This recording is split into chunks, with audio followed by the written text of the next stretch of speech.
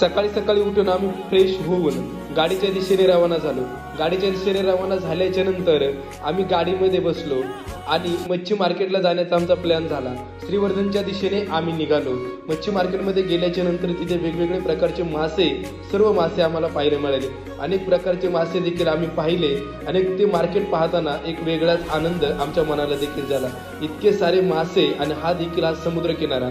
4 प्रकारचे मासे आणल्याच्या नंतर आमच्या शिवाजी डेरे यांनी ते माशांच्या पिशव्या हातामध्ये घेतल्या। तोपर्यंत मी निसर्गरम्य झालेलं वातावरण माझ्या मोबाईलमध्ये कैद करण्याचा प्रयत्न केला।